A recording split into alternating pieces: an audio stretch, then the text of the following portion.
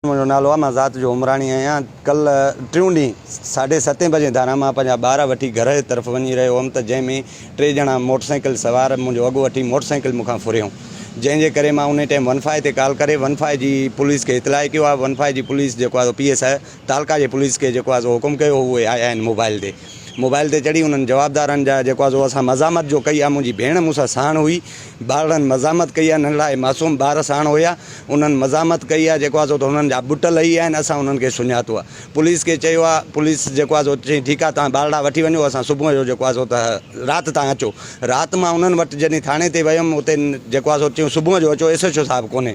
सुबुह जो मां वियो आहियां उते तालका ते, त उन्हनि वॾो मुंशी आहे जेको सांडराणो आहे, उन मूंखे चयो वियो जेको आहे त जज साहिबु आयो, जज साहिबु उते रेड कयो आहे। मां जज साहिब खे बि अर्ज़ु कयो आहे, जज साहिबु मूंखे इहो जेको आहे उन्हनि खे हुकुम कयो आहे त बाबा हिन जी FIR कयो ऐं माण्हू पकड़ियो, गाॾी बरामद करायो।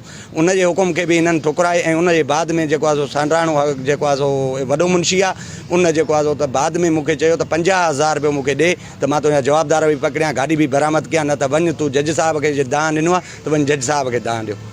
सरे असां सां नाइंसाफ़ी न, जेको फोर कंदड़ आहे उहो पाण पुलिस वारो आहे, ऐं वॾो मुंशी बि मूंखे इहो थो चए त उहो पाण पुलिस वारो आहे, उहे फोरू न आहिनि। साईं जे फोरू न आहे जेको आहे त मुंहिंजी गाॾी अॼु बि उन्हनि वटि बीठी आहे। मां क़ुर पाक खणी आला अख़्तियारनि खां DIG लाड़काणे SSP लाड़काणे खे अपील थो कयां त बराए महिरबानी पाण मुरादू नोटिस वठी मूंसां इंसाफ़ फराम कनि। तव्हांखे कहिड़ी गाॾी हुई? गाॾी मूं वटि हाई स्पीड हुई।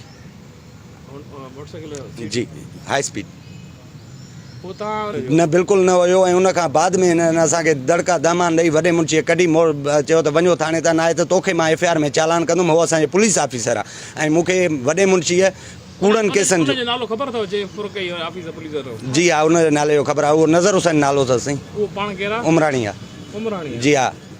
ऐं उनजे पुटनि वरी मूंखे फ़ोन करे धमकियूं ॾिनियूं आहिनि त तूं असां ते फ़रियाद कंदे असां तोखे जान खां वधीक मारींदासीं ऐं मारे छॾींदासीं। तव्हांजो ॻोठ जान छा? ॻोठ जा न आहिनि साईं। जी न, ॻोठ मुंहिंजो साथी खान उमराणी जो आहे, हेॾे वेठा आहिनि जेको आहे त हमज़ा कॉलोनी बाज़ीगर पुल लॻ। हाणे छा मुतालबो कंदव? मुतालबो इहो आहे त मूंखे जेको आहे त जवाबदार गिरफ़्तार करे मुंहिंजी गाॾी मूंखे बरामद कराए ॾियनि, मूंसां इंसाफ़ कनि। मुंहिंजे नियाणियुनि खे धिका ॾिनऊं, मुंहिंजे नियाणियुनि सां विड़िया आहिनि, उते मूंसां इंसाफ़ खपे।